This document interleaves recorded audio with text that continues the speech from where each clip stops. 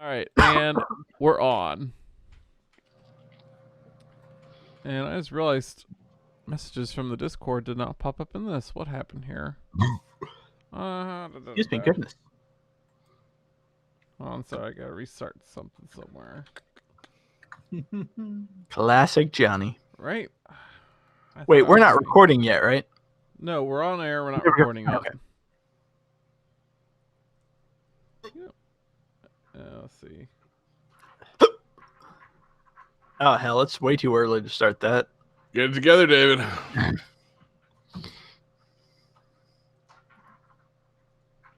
There we go. Okay. Who is ready for a countdown? Me. All right. So count Jesse down, and then David and I will answer later. I was gonna say, waiting on y'all now. Okay. 5, 4, 3, 2, 1, go.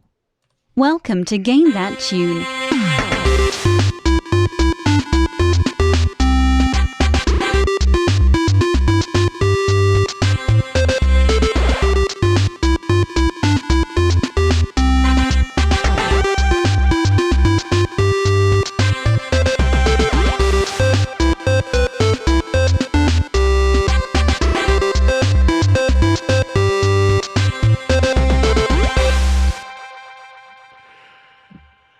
Oh, yeah. What's going on, everybody? It's Game That Tune back in the house once again. It's ya boy, John Harrington here. We got John Regan with me. Say hey. Hey. We've got David Fleming. Say hey. Hey. And we've got Jesse Moore. Say hey. Hey. Guys, I think we're in for a great show tonight. This is Game That Tune, episode 177. And if you're just joining us here on Game That Tune, we are going to listen to some video game music. We've each brought 3 songs from a game. We're going to try and guess each other's games with the songs and a little bit of trivia. We're going to goof off. We're going to have a lot of fun. The winner at the end of the night picks a theme for the next episode, plays the bonus tune. And the winner last week was me. Fantastic me. And I chose what I think is going to be a lot of fun theme for this week's episode. Because Halloween ended, which means it's Christmas time, and Christmas time means it's time for family. So we are doing family as the theme. That could mean, games that you played with a family member. It could be games that are appropriate to have been played with a family member. Games ready for everybody. Games that feature a notable family. I feel like there's some famous like brothers that have a game series, like a super game series. Yeah, Bubble and Bobble. Yeah, that's the ones. Bub and Bob, they're brothers, right? I see. Back in the day, I thought they were lovers. Wow. No, okay. That was very progressive of Taito. Yeah, I know. They don't really say what their genders are, do they? No, I just said lovers. That it's extra progressive. They're on that, that very fluid gender spectrum. You don't know what you're dealing with. No, but so we're doing family games. It could be Mafia games. See, that's the thing. The question is, where do we draw the line on family? Because when you're in the family, you're in the talking family. about a little Sopranos action. Sopranos PS2. Are we talking the Fast and the Furious arcade game? A little Salud Mi Familia. It could be any number of games. That's the thing. It's a beautiful theme. We're going to share some fond memories and some fun times around the N64. Some arguments that we got into with family members. Or talk about games with more functional families than ours. That's the interesting thing. I think a game that gets less fun to play the more functional the family is. So I think we're gonna have some good shit on this episode. So I don't know, you guys Johnny, you feeling good? Feeling great? Yeah, feel very good. Feel very great. All right, good. Yeah, just not giving me much to go on here. But yeah, so we got 5 great games. We got a great fan request. And it should be a good, diverse episode. Maybe some some interesting games, some tough tunes, and let's just start right up, man. Johnny, what do we got for game 1? Game 1.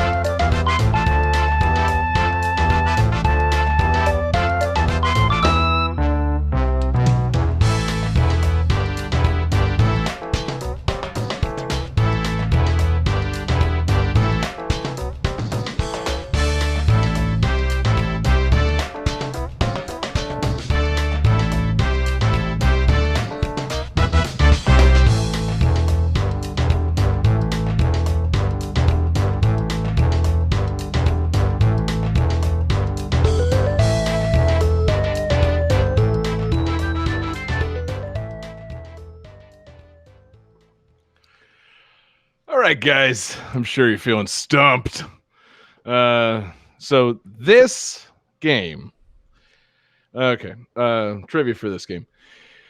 A YouTube video of this game has far and away the most views of any YouTube video relating to a game from this franchise.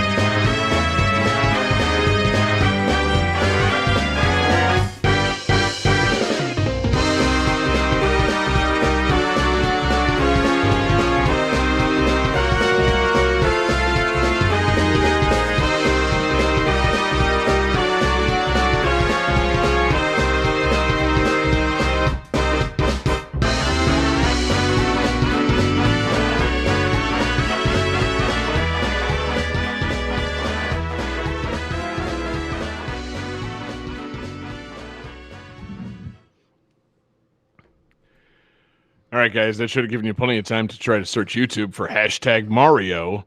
Anybody need any additional trivia? Nope. I think I got it. I'm feeling pretty good. I like it. Resigned to your fate. Jesse says, what is a podcast? It's a question we're all trying to answer here. Johnny says, Mario and Sonic at the Tokyo Olympics. Yes, the game that's been out for a day-ish has racked up hundreds of millions of views on YouTube. No, that's incorrect. And David says Mario Party 8, which is so goddamn close. Take the point back. Oh, whoops. Oh, you fuck. It's Mario Party 9. Oh, number Okay, 9. see, here's see, because you gave that trivia about like YouTube video, everything, and the whole trend of Luigi wins by doing nothing was started by Mario Party 2, which we have used previously. So it's like, I'm very confused by this, so I'm going to take a stab because Mario Party 8 came out for the Wii, and the Wii sold like gangbusters, so maybe it's Mario Party 8. When you said YouTube, my thought immediately went to hitting this block for 416 years crashes Paper Mario. But we've used all the Paper Mario games. I don't know if you've seen this video, by the way, but somebody figure that out. I have definitely not. Oh my god. Wait, not how many times do you have to hit it? You have to hit, there's some block in Paper Mario that if you hit it for 416 years, it will crash the game. Wait, years? Yeah. How do you know? How would you figure that out? We'll have to talk about this on another time when we talk about, when we do a theme on. Say, okay, strange YouTube let's ask Tommy Lee Temporal Jones from The anomalies? Fugitive. I don't care about that. So, again, David, are you checking like YouTube filters right now, trying to disprove this? This is far and away the most viewed Mario video in the history of YouTube. I'm just curious which video, because searching Luigi wins by doing nothing Mario Party 9 yields results of 3.2 million and 14 million. Whereas if you search the same thing with Mario Party 8, you get one with 15 million views. Uh-huh. So Have you unless tried I'm looking searching? at the wrong video. I think you need to just search Mario and then look at most viewed, because a video of all the mini games of Mario Party 9 has over 130 million views. Whoa. For some reason. Why? I don't know. That's what's so fucking crazy. Does it show Mario's nipples? No, it's just an hour-and-a-half long video of somebody playing Mario Party 9. All the mini games.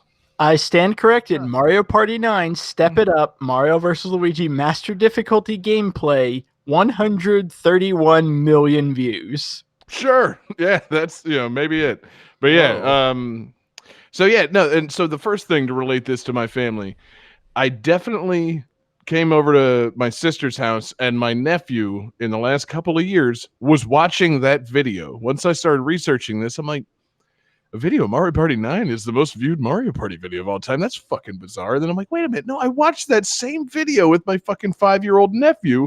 And he was just like, Uncle John, have you seen this? I'm like, this is Mario Party 9. Of course. I own this. Do you want to play it? He's like, no. He just wanted to watch the video of it. I'm like, I guess it's like cartoons to a certain generation or something. Like, there's 130 million kids somewhere that watch this video, and it's like, oh, look at Mario. He's getting in a spaceship. It's like, does it matter to you that like there's button inputs and stuff going on? No, just wacky Mario shit happening. Oh, now look at that. They're all pulling turnips out of the ground for some reason. Oh, you're counting Goombas. Like, I don't understand. I mean, I understand the appeal of Mario Party. Do I understand the appeal of hour-and-a-half long video of every mini game in this being watched 130 million times? No, I do not. I think I get it. I think it's part of kids.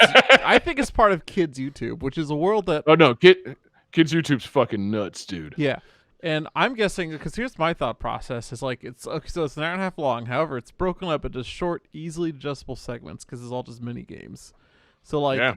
Kids love shit like that. Kids love shit that like changes pretty often and quick, Yeah. Maybe it's just like Looney Tunes for these kids, Yeah. Like, I don't know. Not even. But, it's like Looney Tunes of stories and things you have to know, and this is like, no, you're just watching it.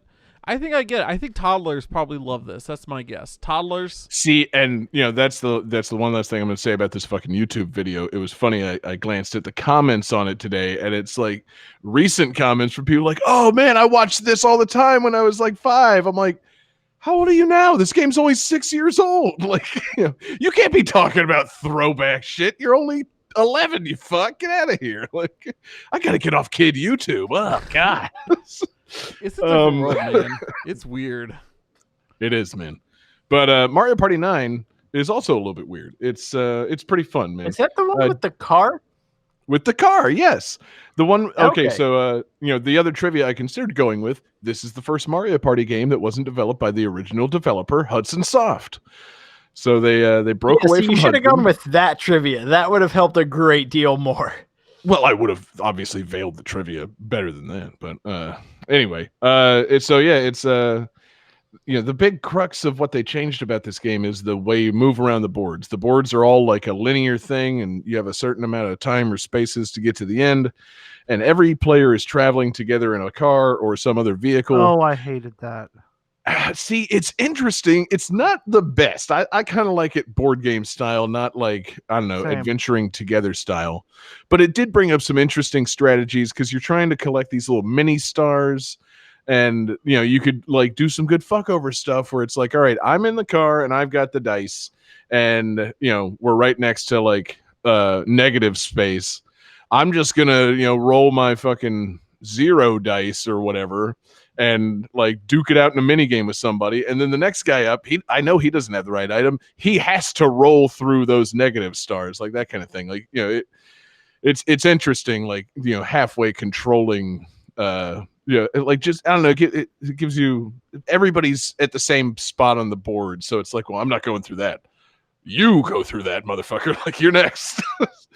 And they had like things where like if you got into certain mini games, there'd be like captain mini games. Like if you were the captain of the car right then, you would be able to kind of dictate the way the game went. Like, you know, I can't think of any specific examples because it's been fucking years since I played this, but it's like, you know, say it's like you have to assign like whatever, like if you're drawing straws, it's like, all right, yeah, you draw that straw and you do this. Like, I don't know, man. It's interesting. They tried some new things and it was fun. The other family stuff that you know, with this for me, this came out in 2012. It's funny, it's a Mario Party game that came out in 2012 on Wii, right before the fucking Wii U launched. It's no wonder this just doesn't have the memory that Mario Party 8 has. Mario Party 8 was one of like the best-selling games on the system. This one came out, it's like, oh, okay, that's you know, these mini games are kind of fun, but like, why is everybody in a car? Fuck this. We're gonna go buy that shiny new Wii U. That's what everybody did, right? The sales figures will show that no, not everybody bought that shiny Wii U. Yeah, we need the Ron Howard narrator. They didn't, but you know, this came out in the same year that me and Whitney got married. So, you know, we just had people over to fucking play this, man. It was kind of like, you know, we're nesting and like, hey, man, you know, you guys want to come fucking kick it at our cool new apartment? We're a married couple now. We can cook some dinner, play some Mario Party. And like, yeah, we played this with a few people. Like I had my sister and her boyfriend over. I had my fucking, you know, Whitney's cousins over. And it was just fun times with family, man. It was a good game. Like, I don't know. I think I got past the point in my life where I got malicious over Mario Party, and you just kind of, I discovered that you can actually have fun playing Mario Party. I didn't punch anybody out. I didn't like, you know, piss all over all your stuff and like, you know, break up our friendships over anything. I just, you know, I don't know, man. It turns out the series is fun. It's not so mean. Like. See, it's interesting to see such a different take because I remember it's like Mario Party 9, the one where everybody is in a cart going around the board together. Oh, yeah, that's the one that fucked up Mario Party. Okay. Yeah, I was going to say, yeah, I think that kind of, it's like, well, we're all driving in the car together. We have no choice but to, you know, be cool with each other. It's like, I don't know. You know, we can still get mean about this, can't we? Like, nah, you know, turns out it's more fun when you make it fun. Not when you make it mean. Johnny, are we going to get this fucking guy out of the YouTube or what? What is going on right now? I'm sorry. We gotta derail this shit. I am banning them now. Thanks, man. As fun as all the poop pants talk was. Too? And banned. I mean, who doesn't want to poop their pants when playing Mario Party? Yes, exactly. Go poop That's your pants, a clip Big for Mama. A calculating computer. Wipe your pants, Big Mama. Go poop, yo. Man, yeah. Did I utter Mario Party 9 and it summoned kids YouTube to the channel? Like, why the fuck did that just happen? I think we said kids YouTube. Weird. Exactly. So YouTube for kids. Hold on, I got, you know. Let me put my caps lock on and type. You rang. Yeah. You want to poop pants, Big Mama? So this is gonna be great for podcasts. Oh man, quality stuff. It's good shit. Yeah, we found our episode title. Now the question is the episode title "Poop Your Pants, Big Mama" or is the episode title "This is great for podcast listeners"? No, possibly, yeah. It's "Wipe Your Pants, Big Mama, Go Poop Yo." That's the Go episode poop, title. Jesus Christ. Whole thing. In all caps. But yeah, so, you know, some other things about this game that I could use as trivia. It's the first game in the series to have less characters playable than the previous game. David, would that have helped you out? Would that have made you feel better? Possibly. Also, that's another knock against Mario Party 9. A little bit. But hey, it was the first... Yes. First playable appearance of, at least in the Mario Party series, of Magikoopa. So, you know, you could play as the Magikoopa, David. You like that guy, right? Your man Kamek. I would love to see, like, your version of that trivia that doesn't, like... that obstructs words to immediately give it away. Like, this is the first playable appearance in this series of a character with a wand. Yeah, exactly. Of a magical enemy character. Shit.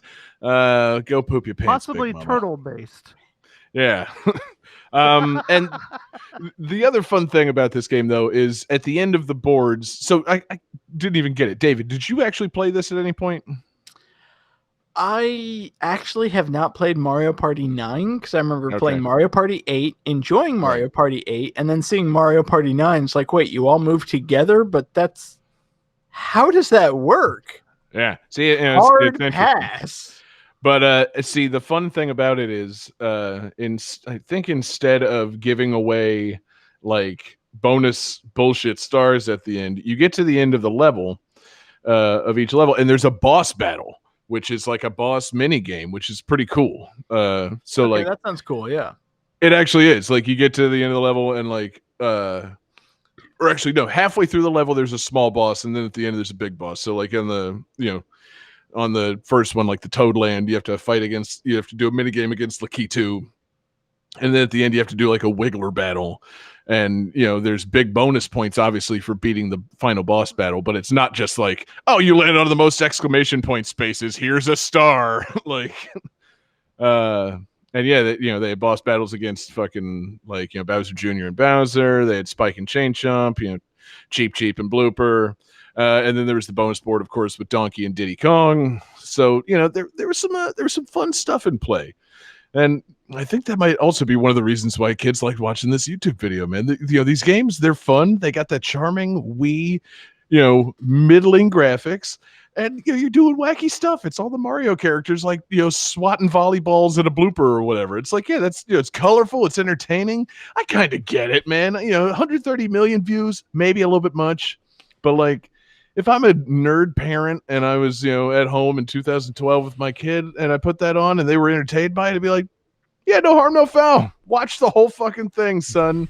So, I don't know. It's that whole YouTube thing is just so fucking fascinating to me, man. But yeah, Mario Party 9.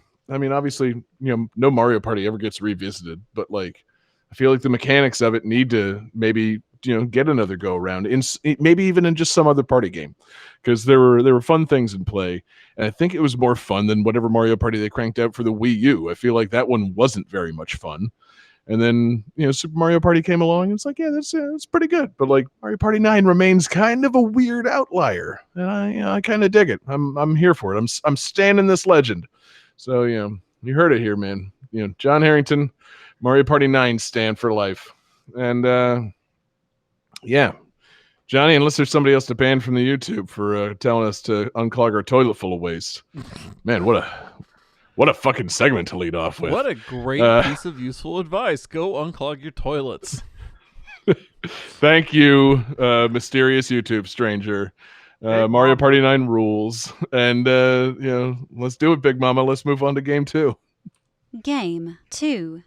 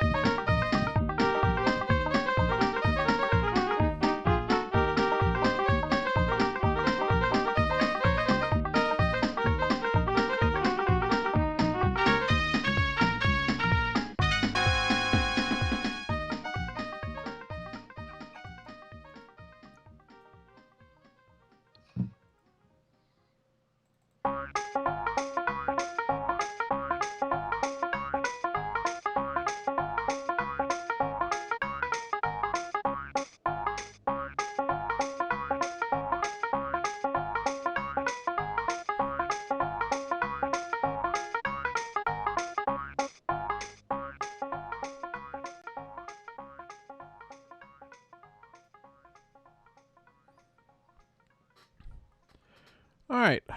So this game brings along with it 1,976 surveyed questions, which impressively GameFAQs user Guardmaster has single-handedly compiled every single question into a single document.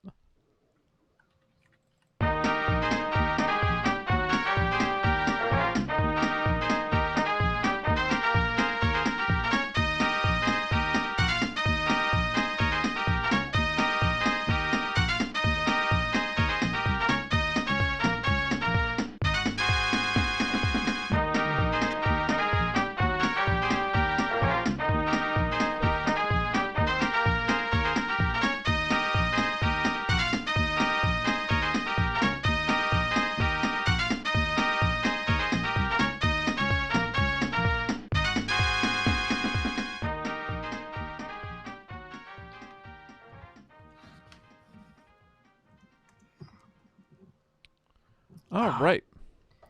Man, I almost picked this game.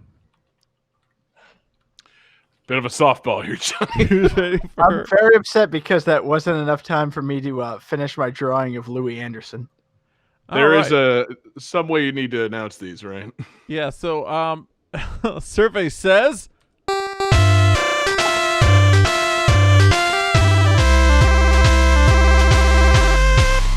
This is Family Feud for the Super Nintendo.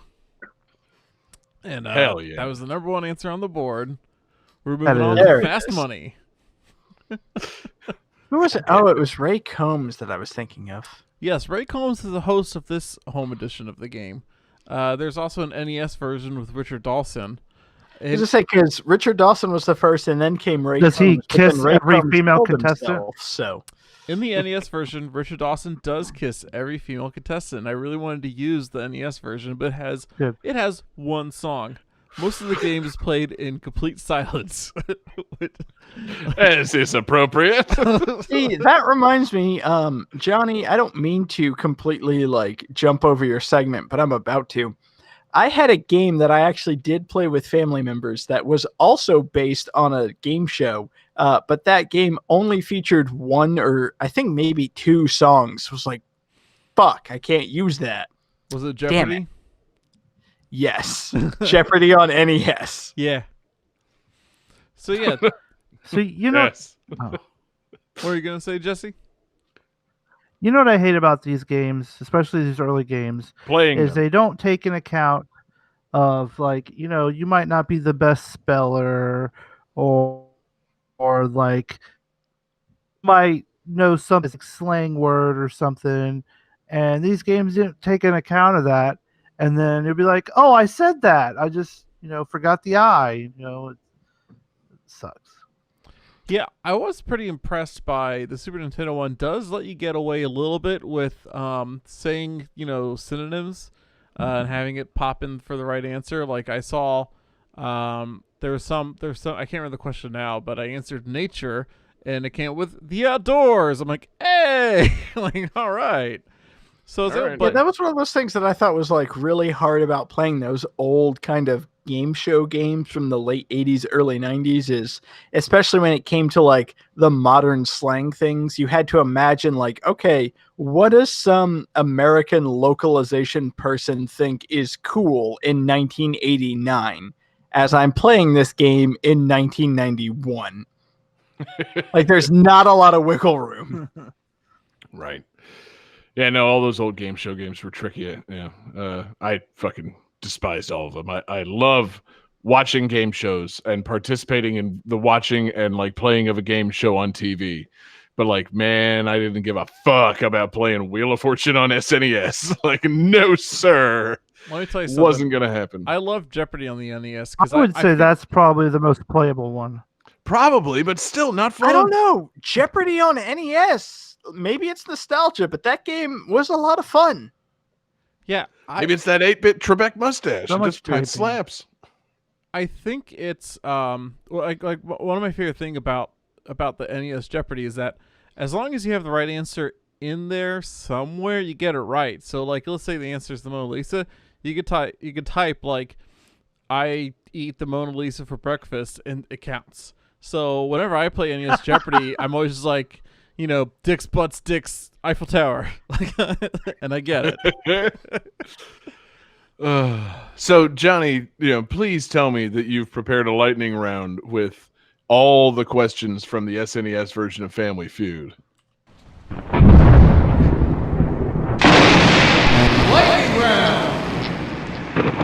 No, I'm fuck with you. I didn't do that. Damn it! I knew it was coming, and I'm still disappointed. How you gonna say that there's a game FAQ out there that gives you every question and answer, and you didn't fucking do it? Like, you could have gotten us. We could have played the feud, man. That could have been this whole segment. You could have been the host, and we could have played around in the feud. Although that's one of the things that, okay, first off, we don't want Johnny as the host of Family Feud because then he'd be kissing us on the cheek. Secondly, I have a photo of you kissing Johnny on my What? bedside table. It's not a big What deal. is wrong with that? What do you got? You Yeah. got something against Johnny's sweet tender lips? No, I have a problem with Johnny's prickly beard. Secondly, the point that I was going to bring up, I love that the internet exists and exists as an entity in which someone can Hot take. take the time to chronicle all of the questions in Super Nintendo Family Feud. Like, Yes. obviously, somebody decided, you know what, this is something that we need to keep a record of. It's Exactly. important. Very, very important that someday someone's going to need to cheat at SNES Family Feud, and I need to give them the answers. I'm going through some of these surveys now. We could do a quick one if you want. That's okay, man. No, man, it's gonna scream. Because this is the 1993 version. There's no double entendres. The Steve Harvey one has gotten fucking gross. Like, No, it's just this one's good because it's gonna scream 1993. All right, please. So, all right, John. We surveyed 100 people. We have the top 1, 2, 3, 4, 5, 6. 1, 2, 3, 4, 5, 6. 7 answers on the board. Name a place that always has a payphone. The airport. Boop, boop, boop, boop, boop, boop, boop. You got the number 3 answer. David, can you steal? Gas station. Oh, that's the number 2 answer. Jesse, can you steal from both of them? Oh man. A place that always has a payphone. A hotel. Oh, sorry. That is the number 4 answer. David wins. The number 1 answer was a restaurant. What? Ooh. Okay, my next guess was going to be phone booth. And there was also hospital, hotel, mall, grocery store. Very 1993. Places knowing where payphones are. Very. But yeah, man, like the Steve Harvey Family Feud has just gotten so fucking dumb. Like, it's all things made to get like an inappropriate answer out of somebody. Yeah. And yeah, I feel like kind of wish it had always been like that, but at the same time, I liked it when it was just like, it feels like somebody was walking around the mall really surveying these people and asking them polite questions. I feel hate like the way they word some of the answers too. Like they always use this weird slang that I've never heard before, and it just makes things sound like old people are trying to be dirty. Yes, that's the idea. I feel like the Steve Harvey version was created specifically so that Steve Harley could react to things. Like, Yes. I mean, that is a big part of it. There's some famously, actually very good clips of Steve Harvey fucking with contestants over their awful answers. So, Yeah, that's pretty fun. It is pretty good. I do love like the one, name something that gets passed around. It's like, a joint. Yeah. It's like the number 4 answer on the board. It's like, okay, you can steal. And the other guy's like, the collection plate at church. It's like, all right, motherfucker, you're trying to go, trying to make up for the guy that said joint. And then joint was higher than collection plate. And Steve Harvey had a good laugh, man. It's quality shit, man. It's, I miss Richard Dawson. I was just say, I do still love my all-time favorite Family Feud was Richard Dawson, and it was the end where they had like the person leave and come back and everything. It's like, and the question was, name a month when a woman begins to show signs of pregnancy, and her answer was September. So he's sitting there like laughing at everybody. Bring the second person out. It's like, okay, surveyed 100 people. First question. Name like he starts cracking up and finally he just walks away. September. What the fuck? Yeah. We'll have to just include a link to just classically bad Family Feud answers because that could just be its own lightning round. That's I love it. Yeah, people that suck at game shows are the best people ever. Mhm. And she says it with such conviction too, like September. Yeah, you got to look up the one of the family. It's like, what's another name for, grandma? And it's like, all right, Steve, Nana. It's like Nana. It's like, all right, Steve, Nana. It's like, I've seen that one. Yeah. It's just like, how is that different than Nana? She's like, it's Nana. It's like, how? Fine. And Steve Harvey literally said, fuck it, Nana.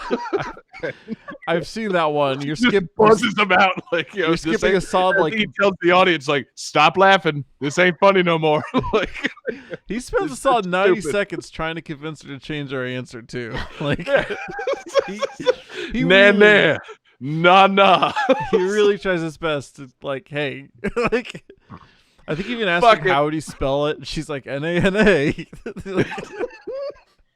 Yes. So, all that more entertaining, I assume, than playing Family Feud on SNES. It's not very fun or good. No, I don't recommend it. Yeah, no surprise. Especially now that you can just cheat at it by hitting up that game FAQ. So yeah, I don't know. There's Imagine probably being the person that does that. I want to meet this guy. I want to meet Guardmaster and just be like, hey man, you spent 4 years working on this FAQ. No, Let's no, get the him on the person show. that has to cheat. Yes. Oh, I mean, I want to meet the person that has to cheat, but yes, I do also want to meet the man that enables that by chronicling every single question in this game. Let's get him on the show. John, edit in the interview right here. And then I think we should move on to game 3. wow, what a fascinating interview. I'm so glad we got that guy on the show. Guardmaster, what a charming fellow. Man. And all those crazy animals he brought with him from the San Diego Zoo. It was a great time. I can't believe he was just Steve Harvey. I think I still have one of his turtles. Yeah. Oh, God, we're hanging out again next week. Game 3.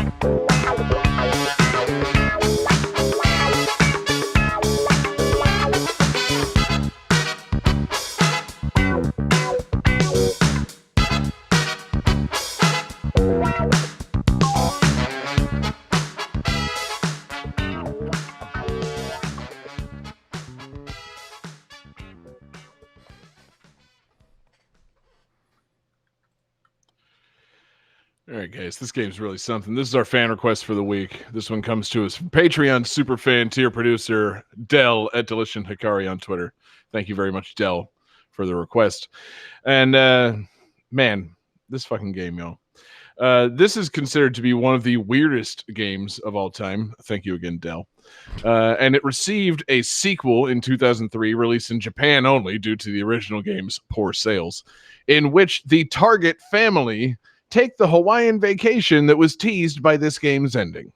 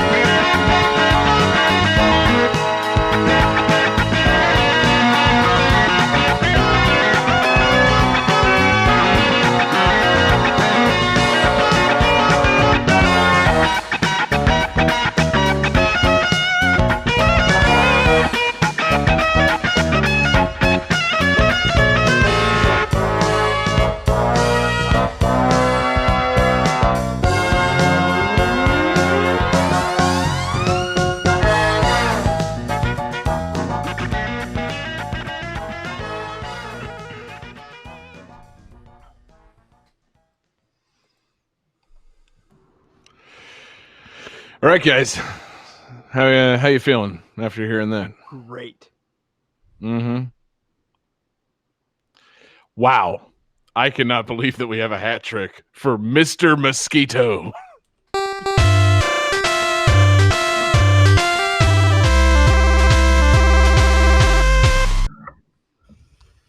Wow. Wow. Wow. Wow. This mosquito is not played by Owen Wilson, but I just have to say, wow. Wow. Yeah, guys, it's another Dell request, my friends. For longtime listeners of the show, you'll know what you're in for here. For new listeners, meet Dell's request. This Game is 4. you know, did you ever hear of this PlayStation 2 game? That pretty much is the essence of Dell's like request catalog. It's fascinating, the things that come up. And to say that the theme is family, and for him to immediately shout Mr. Mosquito, it's just it's something. Because guess what you don't play as in this game? A family of mosquitoes. You play as a mosquito who is trying to suck the blood of a family. Okay, well, there's a family featured. That makes Sometimes sense. while they're bathing, I think. Yes, I did not look further down that rabbit hole to see if maybe there's some poorly digitized PlayStation 2 nipples or anything like that. But yes, there's definitely some the family in compromised positions, shall we say. A lot of sleeping, bathing, doing random things around the house. And yes, it's from what I could tell, like a flight game with a almost like stealth aspect to it. Like you can't get spotted by the family or else you get like swatted away.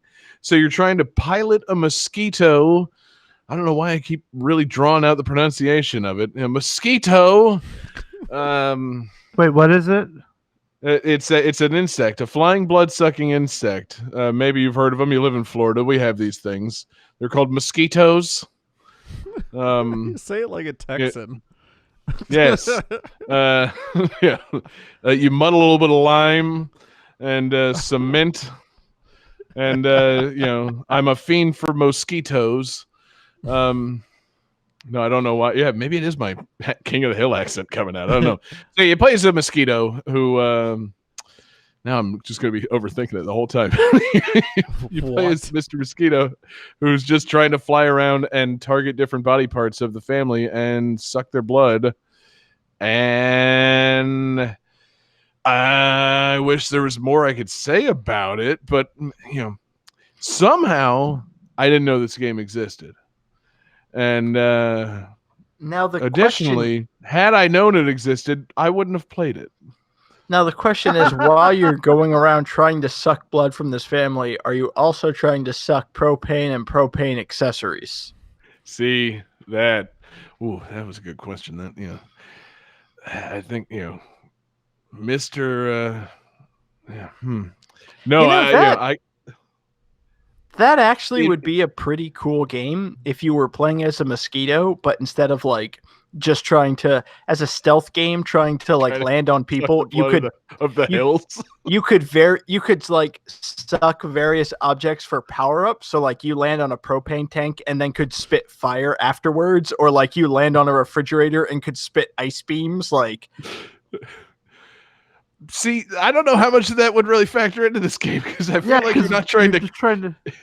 Yeah. You're trying to drink the family. You're not trying to kill them. Well, no, but like for the other hazards, like there's scorpions and spiders and like various things, like all of a sudden land on a propane tank. Now you can spit fire at spiders. Yeah, like you're trying to suck this family's blood, and Fatherton keeps just getting in your way, so you got to get rid of him. Fatherton.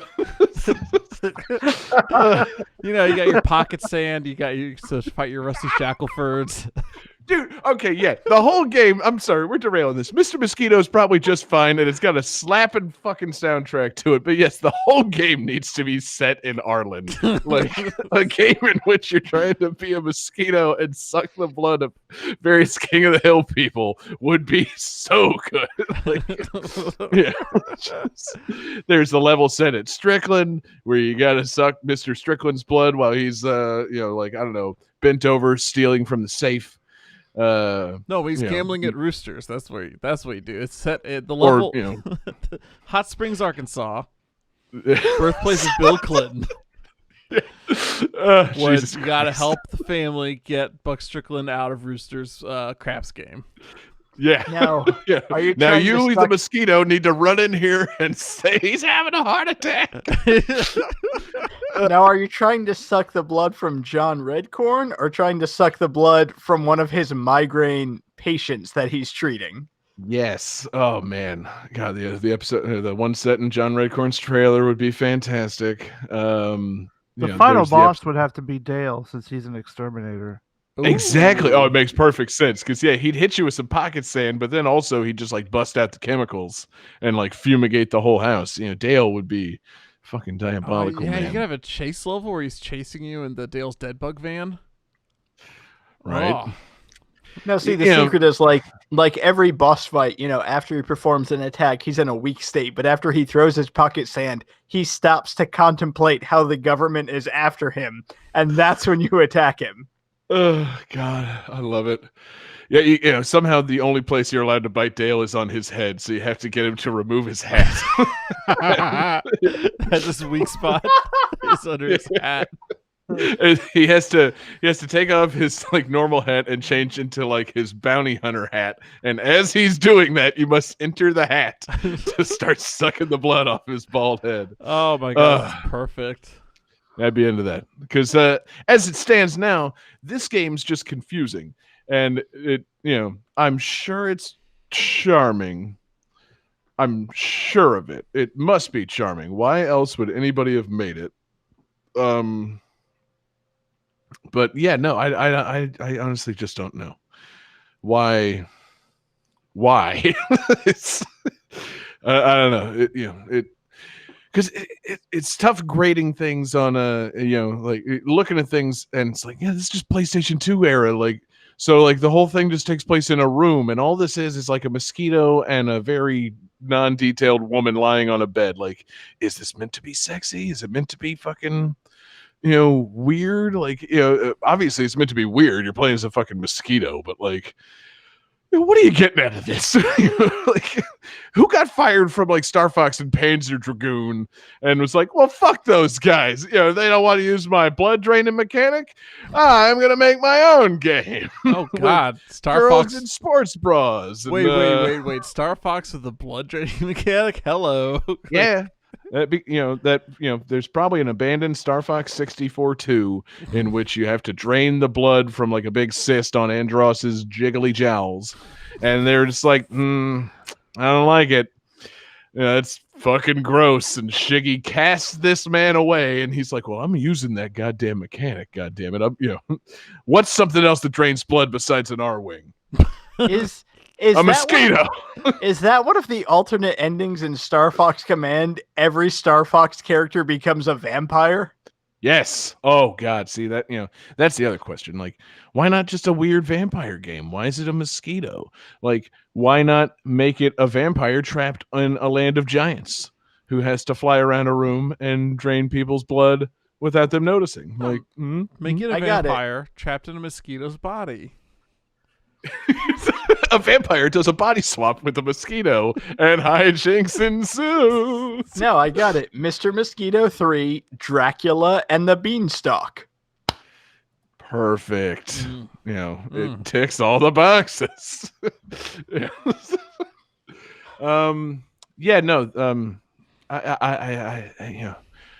I love Dell, and I really don't try to give him shit for his requests, but they are so utterly flummoxing. I mean, really, like, Dell knows what he's doing. I know he knows what he's doing, man. He's throwing us for a loop, but he's been doing it for pretty much the entirety of this show. Like, it's just too much this time. I can't even imagine like this game working in any capacity. And and I say that as somebody who has previously entertained the notion of Dell's other requests. Spider and Tulip, the game where all you are is a PlayStation 2 man kissing people. Somehow this one is the one that breaks me. I just don't get it. Like, Bumpy Trot, fine. Mr. Mosquito, back the fuck up. Bumpy Trot is what every single game in history needs to be. Mr. Mosquito is like, no, son, you need to seek therapy. Like this, you should not have made this game. I don't know what you're trying to do here, but This game is No. somebody's call for help, John. exactly. Please stop me. I have killed before and I cannot control myself. I'm pretty sure what the ending screen of Mr. Mosquito says. Before their Yeah. Hawaiian vacation. Yes. As they fly away on their Hawaiian vacation, the camera zooms in on one very sad Japanese man who cannot control his actions anymore. So he either has to kill people and drain their blood for sustenance, or program a game in which a little mosquito does it. So I'm glad he chose this outlet. But we need to say thank you again, Dell, for the request and get the fuck away from this game. This I'm lost. I need to recalibrate. Johnny, hit us with the next game. Game 4.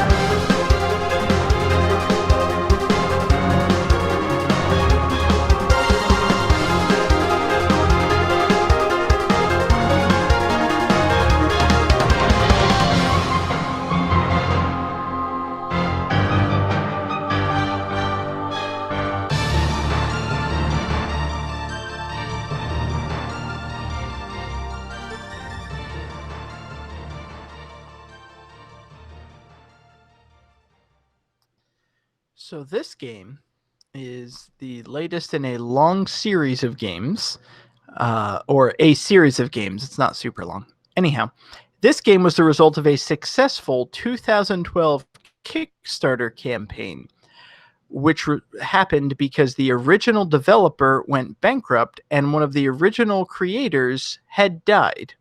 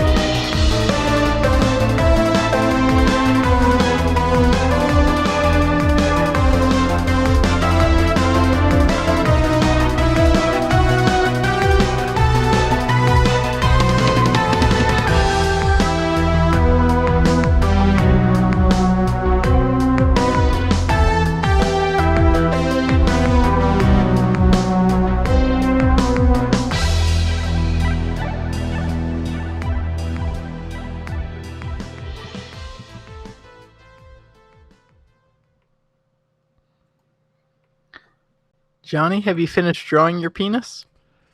No, it's not. It's not a penis. Hold on. I'm intrigued. Wait, are they typically your penis when you draw them? Yeah, and the whole conceit, he's been sketching his own penis. Oh, god damn it, Johnny. So John has a drawing of a toilet with "Who clogged me?" Sadly Yes. incorrect. John Harrington says "Mighty Number 9" parentheses R.I.P. Shiggy, also sadly incorrect. Jesse might be right. has Gianna Sisters, which judges. That is correct. This is Gianna Sisters' Twisted Dreams. Oh, is it? Wasn't this a game that was just like a straight ripoff of Mario Brothers for the Commodore 64? See, so I thought Was that it? this series has The kind of Mario Brothers? No, these This- are some sisters. this series has kind of an interesting history because the original Gianna Sisters was released for the Commodore 64, and yeah, it's Super Mario Brothers, like straight up. It's a pair of sisters who are exploring a fantasy world full of mushrooms, collecting like coins and gems from brick blocks. Like, look at screenshots. It's fucking Mario Brothers. But they released other games for it, and they kind of distanced themselves away from it. And then the studio closed. They made a version on the DS. The studio closed after that, and then one of the original programmers and creators had a heart attack in 2009. So sadly passed away. And then the licensing went to another company called Black Forest Games, and they started developing a game, and then they're like, oh, I don't know that this is going to work. Maybe we should shelve it. So they went to Kickstarter and earned $150,000 and made a new one. It came out for PlayStation Network, Xbox Live Arcade, and the Wii U eShop. Recently got ported to the Switch eShop. And yeah, this game's actually pretty fun. So Cool. I mean, what it kind should be, right? It's strange. I didn't know about this game, so I started typing it in, and it was, Gianna was already part of my search history. But I don't usually search for Gianna's sisters. That's a little different niche there. What do you normally search? Don't sweat it. Yeah, John, please let us know. You open this can of worms. John It's time to just bake the hook. It's so interesting that the autocorrect would fill that in. I thought maybe these searches were related, but John so just this doesn't game know how to spell vagina. Yeah, I I'm love pretty that bad at my Gianna. porn searches. Yeah, Oh, where I is bet I a know. woman's Gianna? I Hey, bet I know baby. exactly what you're searching for. That time you visited in Chicago and you're looking for that Gianna pizza. Bingo, I'm gonna eat exactly. that Gianna so good tonight. Does a woman pee out of her Gianna? Oh, yeah. Okay, Google. Oh, Anyway. it suddenly occurred to me what you were actually searching for. Okay, I got you now. Right. Vagina. Anyway, so tell us all about Gianna's Sisters, this game that got kickstarted because someone died. Well, I didn't get kickstarted because That's someone why. Oh, died. he's dead. I also broke this down while you were busy searching other things on Google. Right. No, yeah, actually, no, real talk. The only thing I've keyed in on this, it's like, oh, that sounds cool. A ripoff that then went on to be its own thing. Composer Chris Hulsbeck. Oh my God, they got composer Chris Hulsbeck. Am I the only one that gives a fuck that Chris Hulsbeck was the composer on this game? Did he do that Crazy Comments game? No, he Ah. did not. That's Rob Hubbard. Ah, But he was a composer in the Commodore 64 era. He did compose for the original Gianna Sisters, and he also composed one of my favorite SNES games of all time, Super Turrican. And I'm like, oh shit! Yeah, and free of the context of knowing that this was even an old game, I'm like, Gianna Sisters, Twisted Dreams, composer Chris Hulsbeck. Like, man, where they dig him up from? I thought he only did Turrican. It's like, oh no, this was an old series. I'm learning so much as this segment goes on. wow. Yeah. So, Owen Hulsbeck. Things John has Wow. learned today. Is it- What Hulsbeck has been up to. How to spell vagina. How to Or spell was it, Gianna two different ways. I know that we've already established the episode title, but can we please change the episode title to How to Spell Vagina? It's in contention. So, Is that how you spell go- vagina? I'm going to go out on a limb and say that none of y'all have played this game. Nope. What about this conversation makes you think we haven't played this game, David? It's all of our favorite games. To answer your question, literally everything. Did you kickstart this, David? Did you back it on Kickstarter? I did Didn't not that back it on quickly Kickstarter, Kickstarter but cash? I have played it. And it's actually a pretty fun game. It's like a 2D puzzle platformer, and one of the interesting things is your main character. So you're one of the Gianna sisters. Your sister has been kidnapped, so you're trying to rescue her.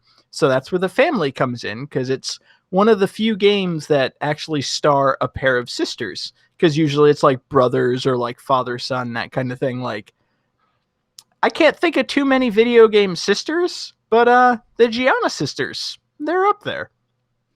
So you're trying to rescue your sister, and you have the ability to change between two versions. There's like a cute, sweet version, and then like a hard punk version. And each version of you has different abilities. So like cute version has a little like spin jump, and punk version has like a dash attack. So as you switch between the two, you can change your abilities. But what was cool about this game was they added in every time you change the environment changes. So like Cute You is very like sweet, and there are lots of platforms and gems to collect, and everything is very positive and happy. But once you turn to punk version, like all of a sudden, if there were platforms hanging, now they might be broken and dilapidated and you can't use them. So like the environments change. So there's a puzzle element in like, oh, there's an enemy. I need to change to punk version to dash attack into them. But if I do that, that wall is going to disappear and I might jump off the side and die. So like there's another element because it's not just you who's changing, it's the environment's changing too. Cool. That's what those big gaps are on your recording. It's the beer sipping is what happened. Yeah, that's what it Wait. is. Yeah. Well, because I make a point and I wait for y'all to react, and then you never do, and it throws off my timing. I gave you a light grumble. I thought it was a continuation of what you were going to say. Yeah, the inflection at the end of that statement made me think you had more to say. That you took Yeah, a sip of the beer. I didn't Every, think you were every done. time. David, beers aren't commas, you dick. The periods. Yeah, exactly. Yeah, they're mic drops or exclamation points, perhaps. This is a fun game. There you go. That works. Cool. See, you got a reaction glad- out of John. We're glad Good it's job. fun. Now, look, can we talk more about Gianna Michaels? Because that was the joke. I'm not elegant enough to pull off. I figured everybody would get the gist. So, Sounds like you're pulling it off a lot. hey, Yeah, I got the jizz. Oh, talk Um, about families. I also think titties. yeah, I was gonna say. So Hot the take. game, this new Kickstarter game, just how enormous are the titties? It's the most reductive question. Play us a couple of big titty hot sisters, right? Yeah. New episode title. How big are the titties? No. New episode title. Theme. Family games. Title. How big are the titties? Yeah. And this is where I cut in my interview with the real Gianna Michaels. Oh my God! Yes. So Gianna, how'd you feel about your portrayal of you and your sister? And it's funny. You'd think they would have called it the Michaels sisters because whatever. Rebecca Michaels is just a perfectly normal woman who's not a porn star and hasn't been kidnapped in her life. But Gianna, different story. Oh, is that your David impression? Oh my I god! thought you guys would react to that. This is the best show. Jesus Christ. Yeah. Actually, I'm sitting here wondering, does Gianna Michaels have a sister? I don't She want to does know. now. It's like- the less I know about people who I've seen in porn, the better. Does she have a sister? Has her sister ever been kidnapped by a dragon? It's a good plot. Maybe, pitch that shit to Brazzers. Maybe they'll take it. Yeah. Oh, they'll take it. They'll take it all the way. So anyway, David, get Brazzers on the phone because we have a new game we need to kickstart. And I feel like we haven't really said anything about Gianna's sisters, but it feels like we need to abandon this conversation. So anything else? We better I mean, pull out. It's God damn it. Not in Gianna, man. I mean, don't you watch those videos? Oh yeah. It's a fun Scream game. by and it's- this segment. I was trying to make my final words, damn it. Sorry, know- man. I'm going to edit out me saying the word cream pie. That feels awful. Yeah, that was gross, dude. Also, please, I beg of you, steal that for a calculating computer or a free play jingle in the future. We're tagging that one right now. Gianna Live Sisters, chat. it's a fun game and it's an interesting series that has kind of a unique history, and I'm just kind of glad it's on the show. All things I would say about Gianna Michaels. Game 5. Thank you, Jesus.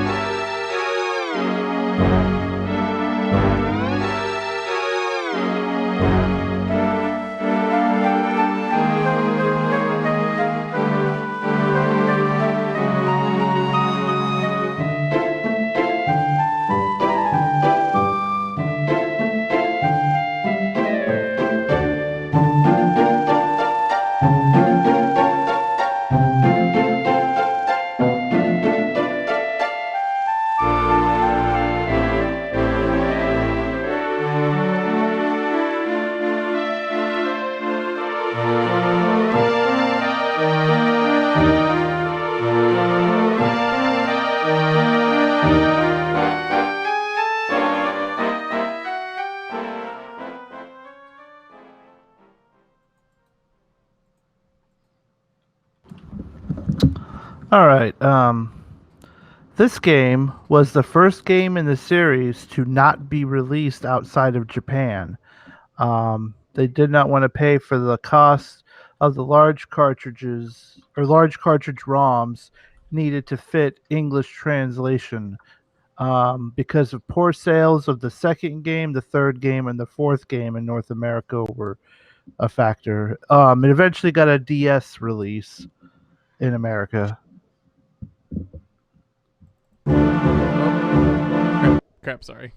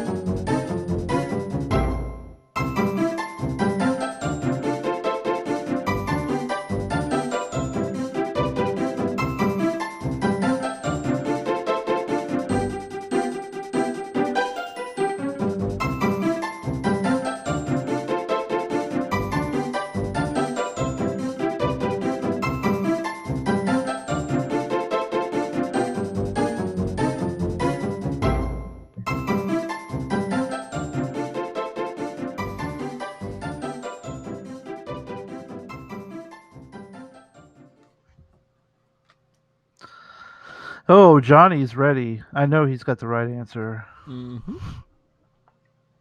Never mind. So Johnny is a game late and picks Gianna Sisters. He's incorrect.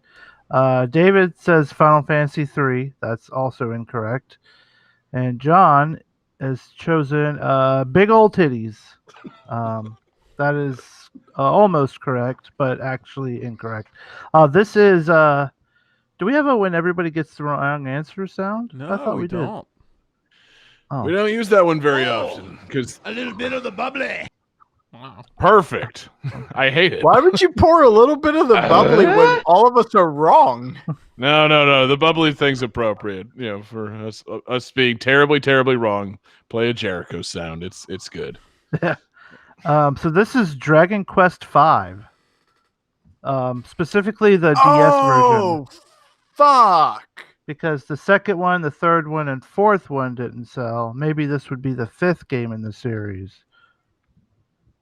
Anyways, True, and this is the one where Dragon Quest V has you like, okay, spoilers. You like meet your family from the future.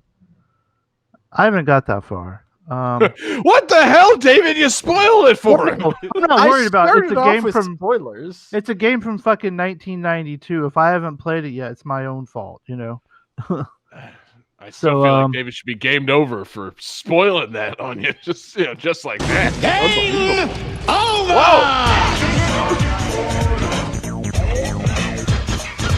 Well, I mean, Yeah. Cut his mic. Get him out of here. I forgot how long that sound was. I was thrown off by Jesse picking a Dragon Quest game. Yeah, I'm that sorry. too. So, just to be clear, you in your trivia said this was the first game to not be released outside of Japan. Until there was a DS version. See, And I- and then you got me on the whole, well, I'm never gonna get this right kick, and then curses. Cursed Well, kings. So, I typically That was won't, 8, though. I typically Fuck! won't play.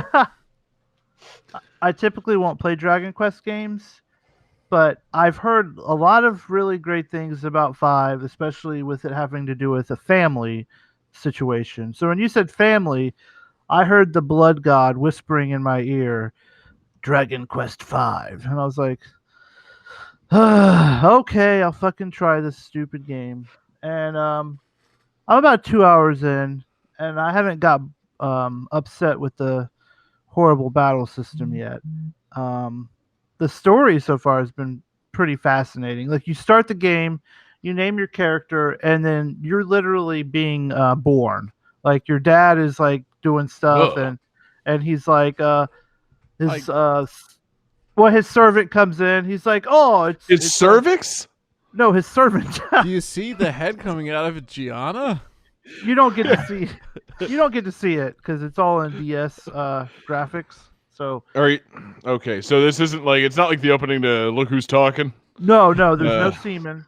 It's okay, just that's like an anxious. Starts out and you are just a little, tenacious sperm Yeah, with a bandana on because it's a Toriyama design. it's like And- that Evo game. Instead of a fish, you play as a sperm. And you grow up to be an Akira Toriyama hero. Yeah. That's great. So- So no, you're okay. So you're born. Yeah. We're moving at a rapid clip here. I'm glad we have the rest of the show to devote to this. So Yeah. game starts. You're born. Wah. Yeah. And And then so what? then it's like after that, it's like 6 years later, and like you and your father are on this like boat, which for one thing, it like they allude to like you've been traveling for quite some time, and like you leave the boat and you immediately start fighting things. And keep in mind, it's your father and a 6-year-old boy. So it'd be like if me and Betsy went out and like started like fighting like animals, like a bear. Like what if me and her were fighting bear? You know? Okay, now Jesse, just to clarify for everybody, you live in Florida, much like me. How many bears have you fought with Betsy? I mean, it's more than one, right? I think it's about 3.5. Okay, it's that half bears that get you.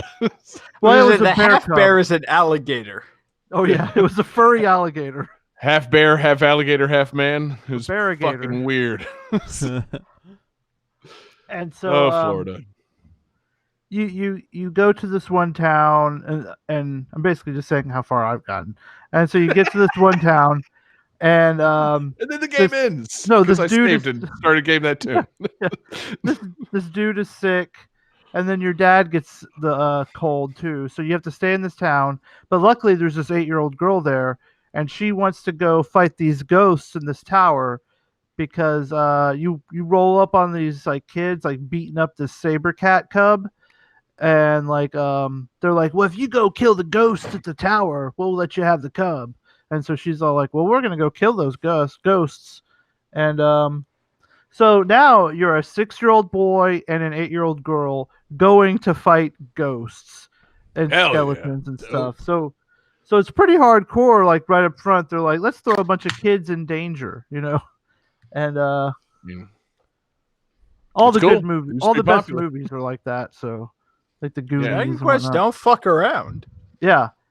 And so I'm basically still on the ghost killing part, which has been pretty entertaining. The dialogue is pretty quirky. And they do this thing that is very, very welcoming, I will say. When you die, like if your main character die, it's not game over. Bianca, the 8-year-old girl, just drags you into the inn and is like, oh, I guess we'll try again tomorrow. So you don't lose any of your crap. And it's just it was a very smart decision. There's also a part where like you walk in and you investigate these coffins and these skeletons pop out and it scares Bianca and she goes missing. So then you're back to just you playing. And I got captured by something and I woke up and it's like the screen was black and it's like you wake up and something is on top of you and you push it off and then it's like, oh, you were inside of a freaking grave. And so then you're like, oh, you notice there's a grave next to you and you look at it and it says, here lies Bianca. And you're like, oh, that's fucked up. And you push open the gravestone and Bianca comes out and she's like, holy crap, I was in there.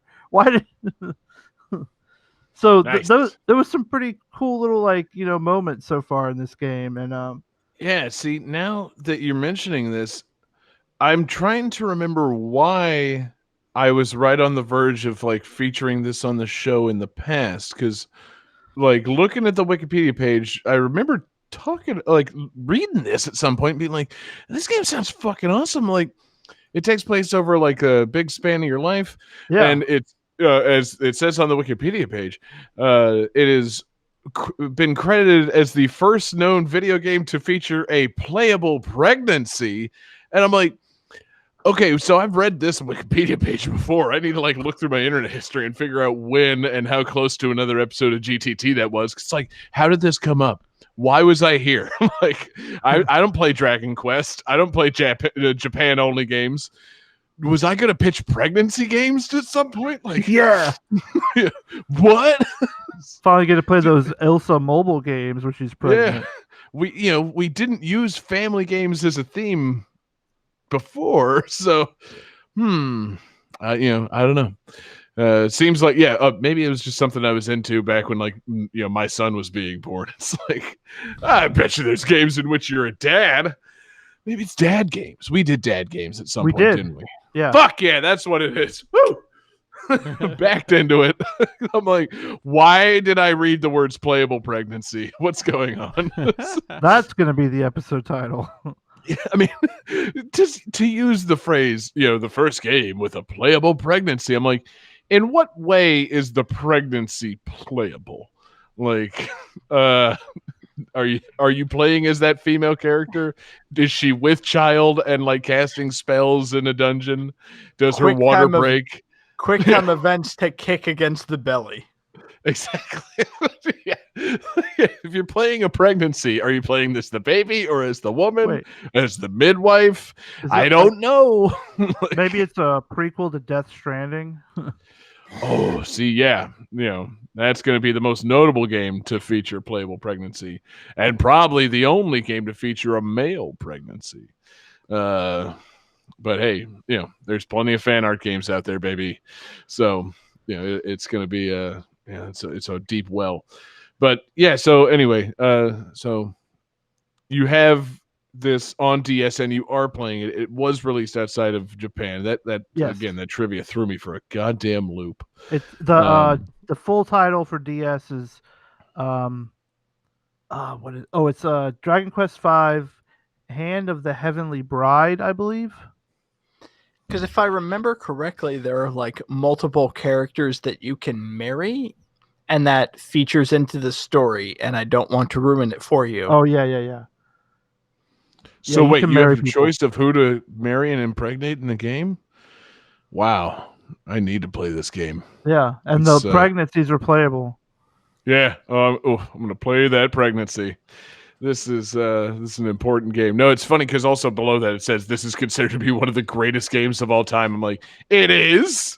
I have heard, because when I got Dragon Quest 11, it's like, I want to get more into the Dragon Quest series. Like, everybody loves 8, and I guess 11 is popular. Like, what else is there? It's like Dragon Quest 5. Like, Dragon Quest 5 is up there on...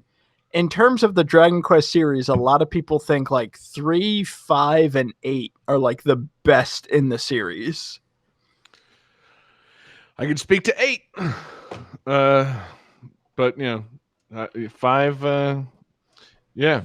Now is it popular because of the pregnancy or I think that's just part. Like, I don't think that's just like a cherry on top. It doesn't hurt.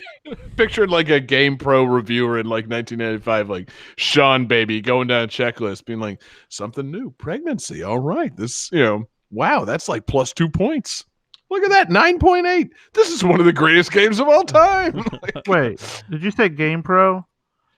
Was Sean Baby EGM? Well, I know GamePro does a scale of up to 5. So Heavens. Well, I mean, me. that's the point. It ranked a 9.8 out of 5. Yeah, man, that playable fun factor pregnancy face looks ratcheted that crazy. fun factor up like crazy. Oh God. No, it sounds cool. I don't know. It's so interesting. I guess I don't play a lot of RPGs, and I guess I don't play a lot of games that really take place. What are you fucking shrugging at me, David, for saying I don't play a lot of RPGs? Well, it's just like, I don't play a lot of RPGs. Isn't Secret of Mana your favorite game of all time? Yeah, but I mean that's like okay, one. Didn't you say Octopath Traveler was the best game of the previous year? 2. You got a long walk ahead of you, David. I'm 34 years old now. Like, yeah. It's just saying, I don't play a lot of RPGs, and I don't play a lot of games that take place over like with a passage of time. A lot of these games you get dropped in, and it's just kind of you pick it up and return, and it's whatever. But like from childhood to adulthood with a pregnancy and all that shit, like no, that kind of story. That I don't play games with that level of story. I play games that they're Octopath Traveler. Octopath Traveler. I still got 2 characters left to beat on that. I assume they're just standing around waiting for me. They're not out there getting pregnant and having families or aging or anything like that. Like these characters don't do that. Octopath Traveler takes place over a 3-day weekend. Exactly. All RPGs that I've played do. It's like, we got to defeat the Mana Fortress. 72 hours later, it's like, all right, yeah, we did, man. This that was tough. Oh, God, I can't believe, really, we didn't stop to eat or anything. I'm glad I leveled up that spear to level 9, though. Yeah. The ancient dragon has resurrected. Well, motherfucker, it's Saturday night. I got work on Monday. We got to take care of this. Yeah, we got to drop that goddamn Mana Fortress like now-ish. Yeah. Like, I ain't got any PTO left. Fucking. So yeah, maybe that's it. Maybe I've been under the impression that RPGs take place in the time it takes to play them. So no, I've not played any 30-year RPGs. So. Yeah, that's like that's that problem. That just swings us all the way around to Johnny's 400 years video. Yeah. We're not bringing that back up. I didn't want to talk about that. I want to talk about all mini games, Mario Party 9. I love the idea of the apocalypse happening because the destined hero didn't have paid time off. Like, I got no vacation days. We're fucked. Yeah, sorry, man. Yeah, I gave you like 80 hours on this bitch, but I got to go to work. Yeah. Can't do it. I can't take my birthday pay and my overtime pay to go fucking, fight the sacred beast. I'm sorry. Yeah. But anyway, no, game sounds dope. I feel like Dragon Quest, thanks to the success of 11 and Hero and Smash, maybe we got some maybe a little Dragon Quest interest peaked in America. Maybe we can get these back kind of in people's minds at some point soon. I don't know. I'd like to see it though, because One, they're 2, cool. and 3 are on the Switch. That's news to me. When did that happen? Not too long ago. 11S came out. Yeah. Word. So yeah, put the rest of them out. I don't care if it's the DS remake or you do the DS remake and the SNES version, like Dragon Quest 11. You could play the whole thing in 16-bit. Do that shit. Do that for all Dragon Quests. Dragon Quest is a cool series, cool games, playable pregnnakey. I don't know. Again, with how do they know my search terms? Like. And Akira Toriyama, he's so good. Just real quick, shout out to Akira Toriyama. Yeah, if you're not going to make American versions of all these old Dragon Quest games, then I don't know. I guess he could make something with fighting and anime hair, Saiyans. Yeah, I mean that's good too. Yeah, I was gonna say like. Dragon Quest series never quite caught on in America, so it's a real shame that Akira Toriyama never made it overseas. Yeah, it's a damn shame that the Dragon Quest series didn't have more balls. Oh, I mean, or triggers. Yeah, just so. I see what you did there. I'm saying. At what point in the Dragon Quest games do you get to grant a wish? Where's the? I'm sure there's wish granting because they have like genies and stuff. There's gotta be a point at some point. There's so many different cool monsters in the Dragon Quest. Yeah, but okay, no. So next one, when do we get a Dragon Quest game in which your lead character is a Piccolo? I don't know. I don't know why that was a Mario 2 sound. I'm just saying, I want to play. I was struggling to think of the word Namekian. I want to play a Dragon Quest game where you play as Piccolo. I think it'd be dope. I thought you meant a piccolo, like the instrument. That doesn't even Damn it, make John. sense. Yeah. Why would that be a thing? That's it. You know, Calculating computer. We're going to do a Dragon Ball 3 watch Calculating party real computer soon. activated. You hear that like balloons, rubbing sound? Like Oops. Scoring complete. This game's winner is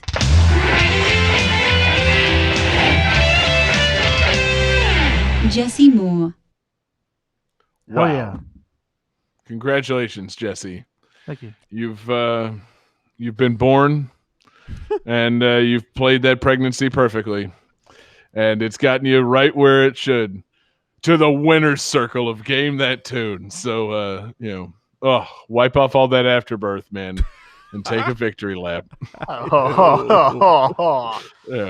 Congratulations. Don't tell us your afterbirth story. I've heard it. I'm scarred by it. Instead, tell us what you've got in mind for a theme for next week's episode of Game That Tune. So I've been watching this anime that's really good, and it's inspired me to Dragon Ball Z. No, Maybe you've heard of it. Dragon Ball games. Or Balls. games with balls in them.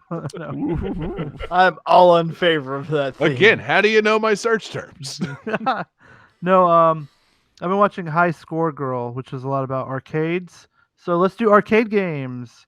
And if you feel like you haven't played enough arcade games, if you've played an arcade port in your home console, that will work as well. I like Alright. that. I have a couple of those. But I do like the excuse to go out and play at the local arcade, do a little research. Man, that's going to be a good one.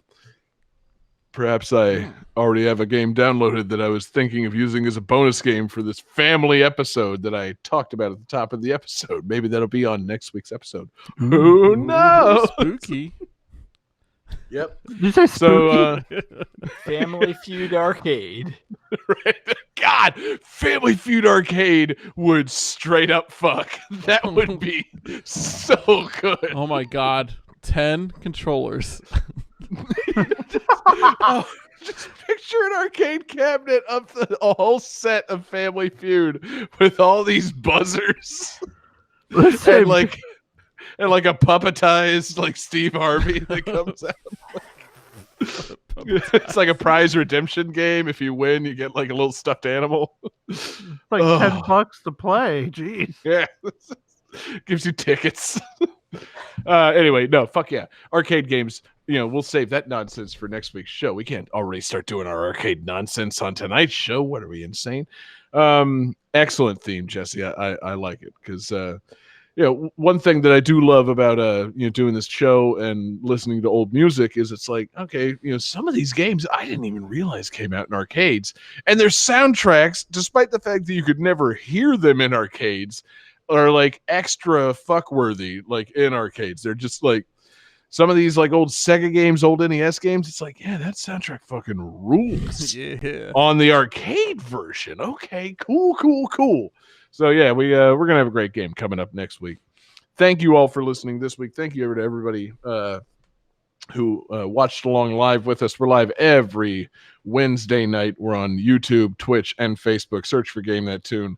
Join us, chat along with us. We love you chatting, telling us to change our big poopy diapers. How do they know my Google search terms? Yeah, that kid, man, he hacked us. I can't believe it. He hacked us good. But yeah, so change your big poopy diaper, yo mama, and join us every Wednesday for our live show. Thank you to everybody listening in podcast form. We're in your podcast device, your podcast app of choice, Wednesday mornings. We appreciate you listening there. Thanks to everybody checking out patreon.com/GameThatTune. It's the home for awesome exclusives. We've got fun stuff over there, always in the works. So check us out, support the show, and we promise there are actual things coming to that at some point, not just nasty post shows in which we discuss nonsense. We really do have we have shit that we make for that. So we do appreciate you supporting us, even if you never get any content out of it. We appreciate the money. We appreciate the microphones, the cameras, the server space for the 24/7 video game music live stream over there on YouTube. over there at YouTube, where we have more than 2,000 subscribers now. Thank you to every single one of those people. But more specifically, thank you to our Patreon super fans, Alex Messenger, Lance Revere, Damian Beckles, Bradford Stevens, Daniel Perky, and XX Chrono XX, all fantastic fellas, all fantastic supporters of the show. Thank you to Dell for our request tonight, I guess. I'm now having Mr. Mosquito flashbacks. No, real talk. We love you, Dell. We love the requests. Get your request in via our Discord server. Get your request in gamethattune@gmail.com. Find us on Twitter at GameThatTune. We love taking requests. We're happy to have them, no matter how fucking weird they might be. So yeah, hit us up with those requests. We always appreciate that. And you can find us all individually on Twitter. I'm on Twitter at JGangster187. You can find John Regan on Twitter at JP Regan Jr. You can find David Fleming on Twitter at DFD Fleming. And you can find this week's winner, Jesse Moore, on Twitter at Sega_legend. Fantastic, Jesse. So great show tonight, my man. And you got the bonus tune, so I assume you're sending us to the arcade with something fantastic. Sort of, yeah. It's going to be the opening song to the show I mentioned, High Score Girl. So it's fun. Okay, I'll take it. Sweet. Peace out, everybody.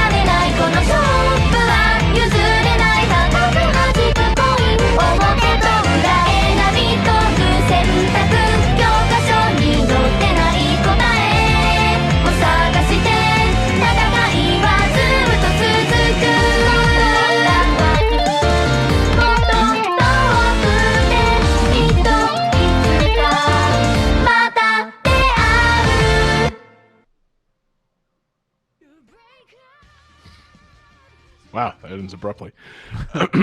Mario Party 9 is copyright 2012 Nintendo of America Incorporated. Family Feud is copyright 1993 Imagineering and Game Tech. Mr. Mosquito is copyright 2002 Eidos Interactive. Gianna Sisters Twisted Dreams is copyright 2012 Black Forest Games. Dragon Quest V Hand of the Heavenly Bride is copyright 2009 Square Enix.